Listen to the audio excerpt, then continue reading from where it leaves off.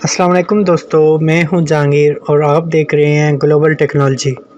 آج میں آپ کے ساتھ ایک سٹیبلائزر کو ریپیئر کرنے کی ویڈیو شیئر کر رہا ہوں۔ آج ہم اس کی پاور کیبل لگائیں گے نئی پاور کیبل۔ اس کی پاور کیبل جو ہے وہ ٹوٹ گئی ہے۔ دوسرا، اس کا بلب نہیں جلتا، اس کا انڈیکیٹر جو ہے وہ بلب فیوز ہو چکا ہے، تو ہم اس کو بلب کو چینج کریں گے۔ میں نے پہلے ہی جو ہے اس کی کیسنگ کے جو سکریو ہیں وہ اوپن کر رکھے ہیں۔ 30-35 سال پرانا یہ سٹیبلائزر ہے، تو فرسٹ ٹائم اوپن ہو رہا ہے، تو اس کی یہی حالت ہونی تھی۔ یہ دیکھیں، بلب فیوز ہو چکا ہے، بلب کی آپ کنڈیشن دیکھ سکتے ہیں۔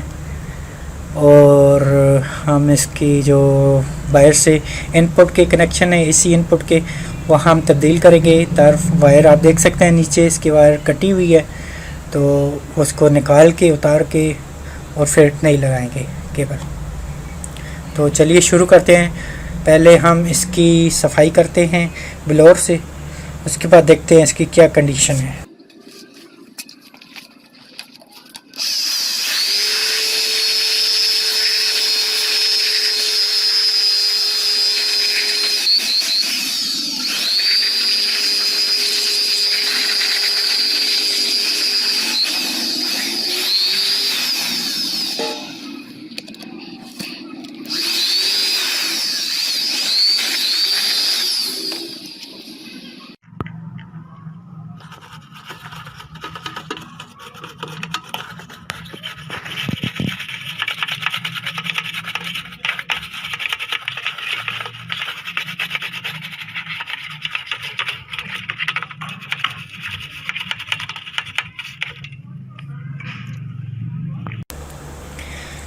جی تو ویورز، ہم نے بڑی کوشش کی، لیکن یہ جو بورڈ ہے یہ بہت ہی گندا ہو چکا ہے۔ اس کے اوپر جو مٹی ہے وہ کافی عرصے سے پڑی رہنے کی وجہ سے جم چکی ہے، تو ہم WD-40 کا استعمال کریں گے۔ چاہے جتنی بھی گندگی میل بورڈ پہ ہو تو یہ اتار دیتے ہیں۔ تو اس کو آپ نے ایسے کرنا ہے کہ لگا کے 15-20 منٹ یا آدھا گھنٹہ چھوڑ دیں، ٹھیک ہے۔ میں نے تو تقریباً 5 منٹ چھوڑ کے اس کو ساتھ ساتھ خود صفائی کرتا رہا ہوں، تاکہ ٹائم کی بچت ہو۔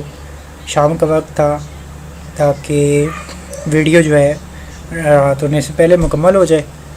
تو اس وجہ سے آپ جو ہے اگر آسانی چاہتے ہیں، آپ کو محنت نہ کرنی پڑے بورڈ کے اوپر زیادہ صفائی کی، تو آپ اس کو لگا کے چھوڑ دیں اور پھر آپ برش سے صاف کر لیں، تو یہ بالکل کلین ہو جائے گا بورڈ۔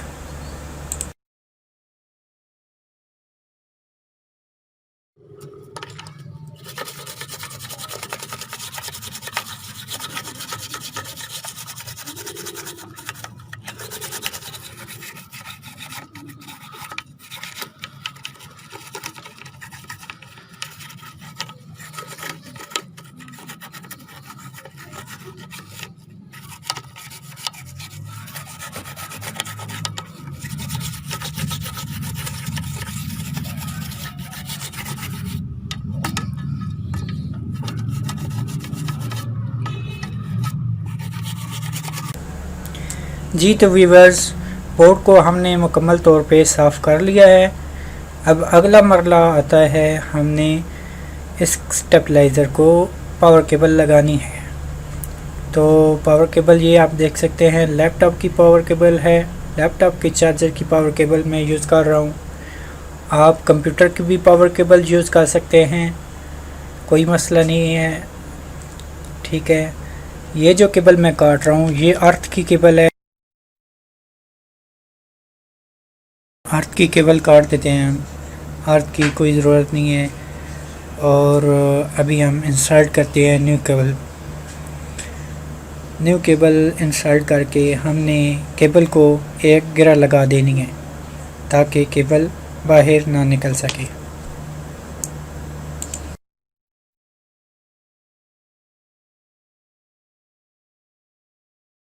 کیبل کافی اچھی قسم کی لگانی چاہیے، تاکہ کوئی شارٹیج وغیرہ کا مسئلہ نہ آ سکے۔ یہ بٹن کے اوپر سرکٹ لگا ہوا ہے، پرانی والی کیبل جو فیس والی تار ہے ہم اس کو اتار دیں گے، اور نئی والی کیبل کی جو فیس والی تار ہے ہم اس کو لگائیں گے. اور اس سے پہلے ہم نے کیبل کو گرر لگا لینی ہے. اس سے یہ ہوگا کہ جب کوئی بھی بندہ پیچھے سے غلطی سے کیبل کھینچ دیتا ہے تو اندر بورڈ یا بٹن کو کوئی بھی نقصان نہیں پہنچتا، کیونکہ اندر سے کیبل ذرا سی بھی کھنچتی نہیں ہے. تو کافی اچھی سیکورٹی ہوتی ہے یہ. آپ لوگ بھی اس طرح ہی کیجیے گا. یہ دیکھیں ابھی ہم تار کو بٹن کے اندر ڈالیں گے، اور یہ بٹن جو ہے اس کو ہم اچھے طریقے سے ٹائٹ کریں گے تاکہ کیبل باہر نہ نکل سکے. ٹھیک ہے، کیبل لگا کر آپ نے کیبل کو تھوڑا سا کھینچنا ہے اور چیک کرنا ہے کہ کیبل آیا اچھی طریقے سے ٹائٹ ہوئی ہے.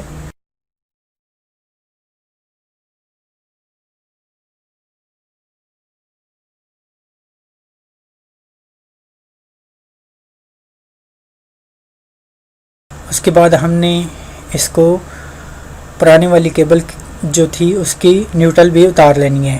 ٹھیک ہے، اور نیوٹرل اتار کے ہم نے بلب کو بھی نیوٹرل دینی ہے، تو اس لیے ہم چھوٹی سی تار کا ٹکڑا نیوٹرل والی تار کو اٹیچ کریں گے جو سیدھا بلب کی نیوٹرل کے ساتھ اٹیچ ہوگی.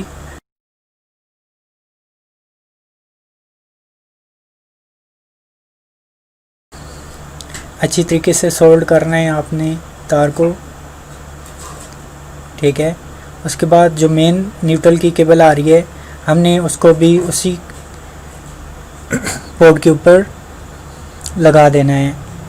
اسی جگہ پہ جہاں سے آپ کیبل اتاریں گے وہیں پہ لگانی ہے، کہ کسی اور دوسری جگہ پہ لگائیں گے تو بورڈ پورا جل بھی سکتا ہے. تو یہ مہربانی کرنی ہے آپ دوستوں نے کہ جب بھی کسی چیز کو اوپن کرنا ہے تو اس کی ویڈیو بنا لیں.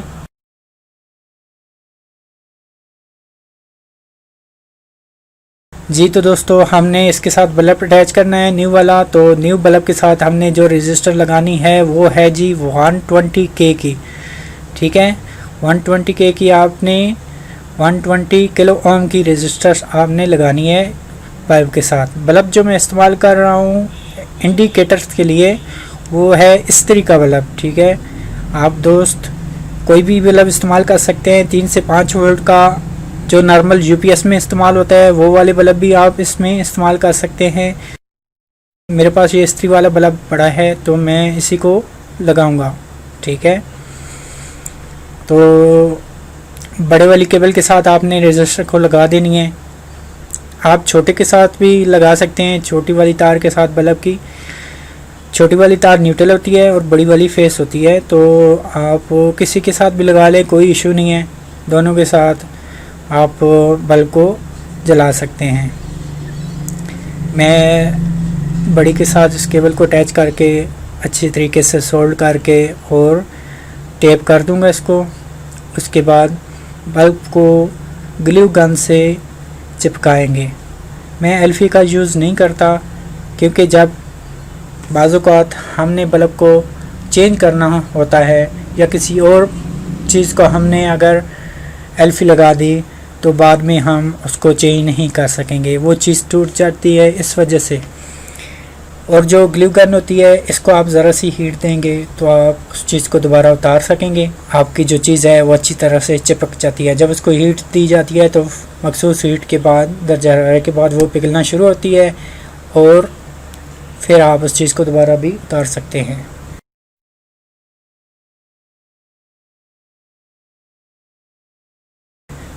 تو ہماری گن ابھی ہیٹ اپ ہو چکی ہے. ابھی ہم اس کو لگائیں گے. اس سے پہلے ہم اس اسٹیبلائزر کو چیک کر لیتے ہیں کہ آیا ہمارا اسٹیبلائزر کا بلب ٹھیک ہو گیا ہے کہ نہیں، یہ نیا والا جل رہا ہے کہ نہیں. تو ہمارا ٹھیک ہے، بلب بھی جل رہا ہے اور بٹن بھی بالکل اوکے ہے. میں بار بار آن آف کر رہا ہوں تاکہ کوئی پتہ چلے کوئی ایشو ہو، اگر بٹن چینج کرنا ہے تو وہ بھی چینج کر سکوں. لیکن ہمارا بٹن بالکل اوکے ہے. اب ہم چیک کریں گے کہ ہمارا جو ٹرانسفارمر ہے وہ آؤٹ پٹ بھی بجلی دے رہا ہے کہ نہیں، یہ نہ ہو کہ ہم ٹرانسفارمر کو چیک نہ کریں اور بند کر دیں پھر بعد میں دوبارہ کھولنا پڑے. تو ٹھیک ہے، مکمل طور پر آپ چیکنگ کریں اپنے ٹرانسفارمر کی، یو پی ایس کی، اسٹیبلائزر کی. یہ دیکھ سکتے ہیں 250 وولٹ بہترین آ رہے ہیں، کیونکہ سردیوں میں وولٹیج کافی زیادہ دیتے ہیں، 250 وولٹ کے قریب آتے ہیں. تو بہترین یہ اسٹیبلائزر دے رہے ہیں. وولٹ کنٹرول نہیں کرتا کیونکہ یہ پرانا ماڈل ہے، کافی 35 سال پرانا ہے، اس وجہ سے. دیکھیں ہم نے گلو گن کا استعمال کیا اور ہم نے اس کو بلب کو چپکا دیا ہے بلب ہولڈر کے ساتھ. اب ہم دیکھتے ہیں تھوڑا سا ٹھنڈا ہونے پر یہ دیکھیں یہ بالکل ساتھ میں چپک گیا ہے.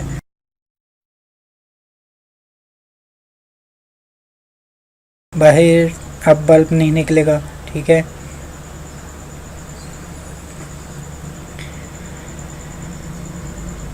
تو ہم نے اب کنیکشن مکمل کر لی ہیں.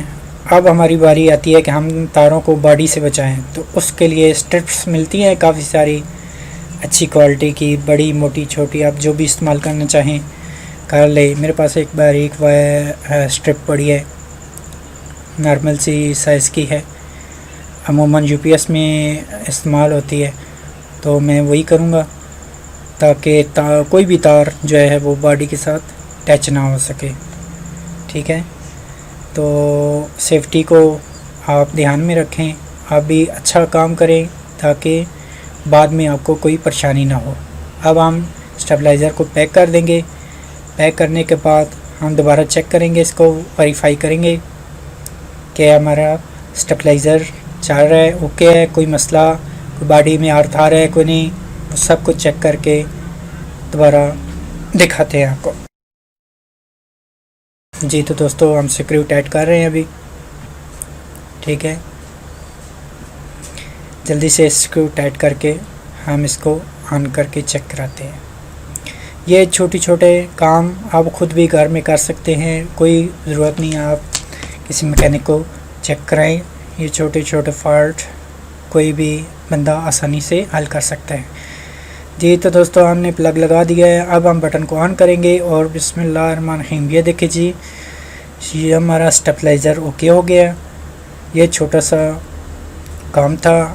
بلب بھی آپ دیکھ سکتے ہیں کافی اچھی طریقے سے گلو کر رہے ہیں. تو آپ یہ خود بھی ریپیئر کر سکتے ہیں، کوئی اتنی بڑی بات نہیں ہے. دعاؤں میں یاد رکھیے، اور ایسی مزید ویڈیو دیکھنے کے لیے میرے چینل کو سبسکرائب کریں، میری ویڈیو کو لائک کریں اور اپنے دوستوں کے ساتھ شیئر کر دیں. شکریہ.